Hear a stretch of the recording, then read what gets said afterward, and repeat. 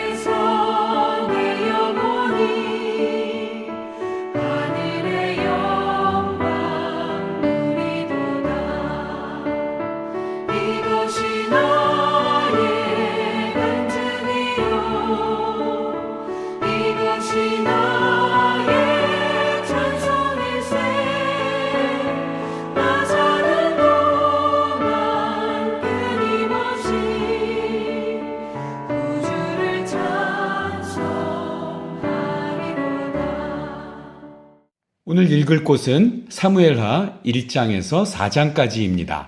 자, 그 중에서 사무엘하 3장 1절 말씀을 묵상하겠습니다. 제가 읽겠습니다. 사울의 집과 다윗의 집 사이에 전쟁이 오래매 다윗은 점점 강하여 가고 사울의 집은 점점 약하여 가니라. 아멘. 인쇄술이 발달하지 못한 고대에는 인쇄가 아니라 손으로 옮겨 쓰는 방법, 그러니까 필사라고 하죠. 그렇게 성경 사본을 만들었습니다. 성경을 필사하는 사람들을 서기관이라고 하는데요. 이 서기관들은 구약 성경의 각 책에 있는 모든 절과 단어의 수를 각 책 끝에 기록을 했습니다. 이것을 마소라 피날리스라고 하는데요. 자, 왜 그랬을까요? 성경을 필사하면서 혹시라도 1.1획이라도 우리 빠뜨리거나 또는 더해지는 것을 막고, 그래서 성경 본문을 원문하고 똑같이 그렇게 보호하기 위해서 그랬던 것입니다. 이 마소라 피날리스에 의하면 본래 이 사무엘서와 열왕기서가 각각 한 권이었습니다. 상하로 나뉘어지지 않았다는 거죠. 자, 그런데 주전 3세기경에 이 히브리어로 된 구약 성경을 당시의 공용어였던 우리 헬라어로 번역하면서 이것을 70인역이라고 하는데요. 이 70인역이 예수님과 제자들이 읽었던 성경이 바로 이 번역본입니다. 자, 이 번역한 서기관들이 이 사무엘서와 열왕기서를 상하로 나뉘어서 열왕기상하, 사무엘상하, 열왕기상하로 나뉘어지게 되었습니다. 자, 사무엘서는 인물 중심으로 하면 크게 세 개의 챕터로 이렇게 나눠지는데요. 사무엘, 사울, 다윗 이야기입니다. 사무엘상은 사무엘과 사울의 이야기, 그리고 사무엘하는 다윗 왕의 이야기입니다. 총 24장으로 이 사무엘하가 구성되어 있는데요. 1장부터 10장까지는 다윗 왕의 부흥기, 그러니까 다윗이 헤브론에서 유다 지파의 왕으로 즉위하는 것부터 시작해서 블레셋을 정복하는 내용입니다. 그리고 언약궤를 예루살렘 성으로 옮기고 또 가는 곳마다 승리하는 내용이 나옵니다. 이때 다윗은 하나님의 성전을 짓기로 계획을 하죠. 11장부터 20장까지는 다윗 왕의 침체기입니다. 궁중에서 홀로 있을 때 이 밧세바를 간음하는 죄를 범하고 그것을 은폐하려고 충직한 신하 우리아를 죽이게 됩니다. 선지자 나단이 찾아와서 회개를 촉구하죠. 자, 죄의 결과로 다윗의 아들의 죽음, 그리고 근친상간 압살롬의 반역이 그의 자녀들 사이에서 일어나게 됩니다. 21장부터 24장은 결론이자 이 다윗 통치에 대한 하나님의 평가입니다. 자, 먼저 1장은 다윗이 초대왕 사울의 전사 소식을 듣고 크게 슬퍼하는 내용으로 시작을 하고 있습니다. 다윗이 시글락으로 돌아온 후에 그의 공동체를 약탈한 아말렉을 쫓아가서 이 전투에서 승리하게 되죠. 자, 그런데 3일 후에 사울 진영에서 한 청년이 찾아옵니다. 사울의 전사 소식과 이 요나단의 사망 소식을 가지고 온 청년은 아마도 이 다윗에게서 큰 상을 받을 수 있을 거라고 생각하고 자신이 사울을 죽였다고 자랑을 합니다. 이 다윗과 사울의 갈등 관계를 알고 있었던 것이죠.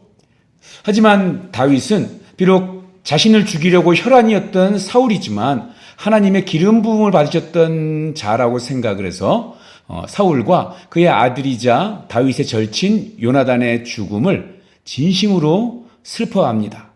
그래서 그 아말렉 청년을 죽이고 사울과 요나단을 위한 조가를 직접 지었습니다. 그리고 그 노래를 이스라엘 모든 백성이 다 배우게 하였습니다.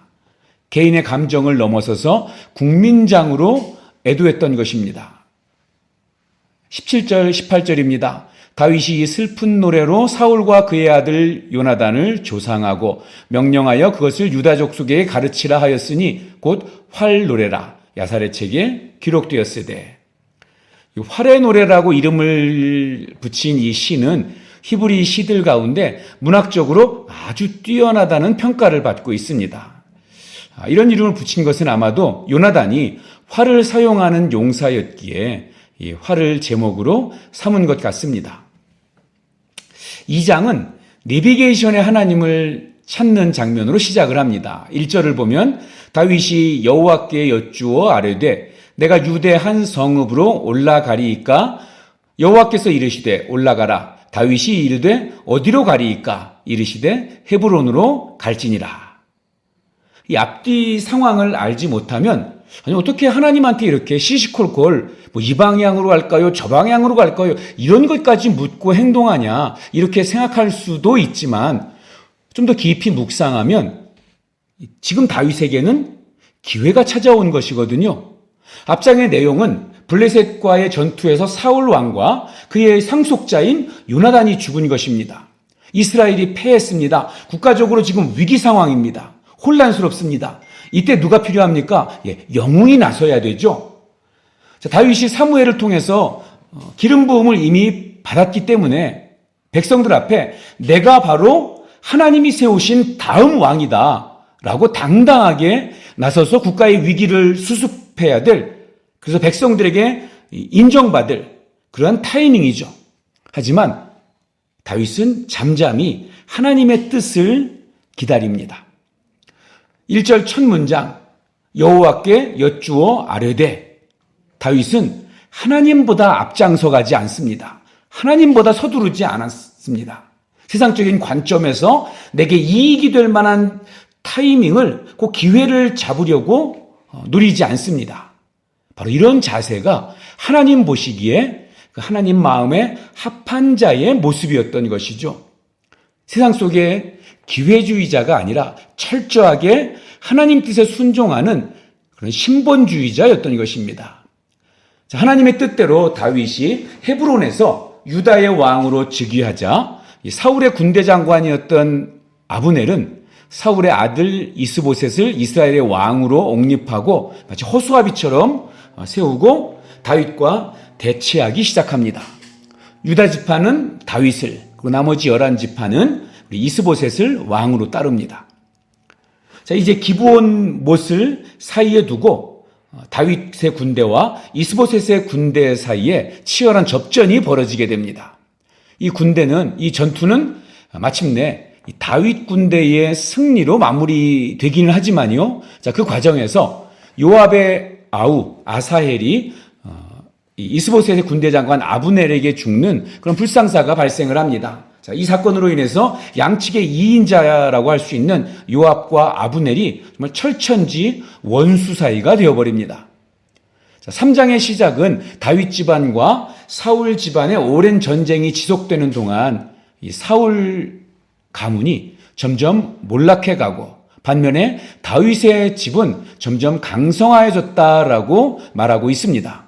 그리고 2절에서 5절에 언급된 이 다윗의 아들들의 출생과 그 이름을 일일이 소개하고 있는 이유는 다윗 왕가가 이렇게 희망차고 강성해져 간다는 것을 보여주려는 의도죠. 반면에 사울 가문이 우리 몰락하고 있는데요. 그 군대 장관이었던 아브넬은 점점 이 권력의 맛에 취해서 권력을 휘두르며 선을 넘게 됩니다. 사울의 첩 리스바와 통간함으로 그의 사울의 아들 이스보셋의 분노를 유발하고 갈등 관계가 됩니다. 이 기회주의자였던 아브넬은 다윗 편으로 전향을 하기로 결심을 합니다. 조건은 다윗의 아내 미갈을 데려가는 것이었습니다. 다윗은 되도록이면 동족 상잔의 비극을 이제 억제하고 그리고 통일 왕국을 국민이 화합한 가운데 건설하기 위해서 아브넬에게 관대하게 대해주고 있는 것입니다.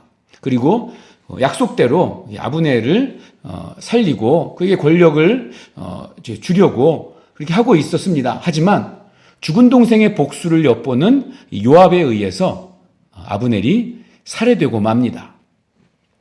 마지막 4장은 아브넬의 죽음 소식이 이스보셋에게 알려지고 그리고 이 사울의 집안이 이제 점점 무너져 내려갑니다. 성경은 이스보셋의 손에 맥이 풀렸다 이렇게 기록을 하고 있는데요. 이스보셋에게 아브넬은 싫지만 필요하기였습니다. 비록 이스보셋은 자기에게 함부로 대하는 이 아브넬이 싫었지만 자기를 스스로 지킬 힘이 없는 그는 어쩔 수 없이 아브넬의 그늘 아래에 있어야만 했던 거죠. 그런데 이제 아브넬이 죽자 그에게 있었던 일말의 가능성도 희망도 다 사라져 버렸습니다. 자, 사울 가문의 내분과 몰락은 점점 가속화되었고요. 마침내 이스보셋은 레갑과 바하나라고 하는 이 두 측근들에 의해서 피살당합니다. 대세를 알고 다윗에게 인정받으려는 속셈에서 이 레갑과 바하나가 이스보셋의 머리를 베어서 다윗을 찾아간 것이죠. 하지만 다윗은 그들의 간구한 의도를 파악하고 오히려 그들을 처단해버립니다. 우리가 발을 딛고 사는 이 세상은 이익과 자기 권세를 위해서 움직입니다. 정치인들도 그러하고 경제인들도 그렇습니다. 우리도 눈앞에 있는 이익보다 더 큰 이익으로부터 자유롭지 않음을 고백합니다. 그러나 하나님의 나라는 바로 그 이익을 탐하는 권모술수와 음모, 이익에 따른 배신이 아니라 하나님의 은혜와 공의로 이루어집니다. 오늘 하루 우리의 삶이 바로 그렇게 오직 성령님을 따라 움직이는 하나님의 마음에 합한 자의 삶이 되기를 주님의 이름으로 축복합니다. 기도하겠습니다. 하나님, 사울의 시대가 가고 다윗의 시대가 온 것을 말씀을 통해 읽었습니다. 불순종하고 교만하고 나 자신이 하나님의 자리에 있으려고 할 때 하나님이 사울을 폐위시켰습니다. 또 비록 목동 출신이지만 하나님을 경외하고 하나님의 마음에 합한 다윗을 세워주셨습니다. 그렇듯이 우리 사랑의 교회 모든 성도들 가운데 하나님의 마음에 합한 자를 세워주시옵소서. 가정을 세워주시고 사업을 세워주시고 각 장소에서 하나님 나라의 백성답게 살아갈 수 있도록 붙들어 주시옵소서. 감사하며 예수님의 이름으로 기도하옵나이다. 아멘. 자, 오늘 읽으실 말씀은 사무엘하 1장에서 4장입니다. 오늘도 말씀을 통한 하나님의 은혜가 우리 성도님들 위해 함께 하시기를 축복합니다.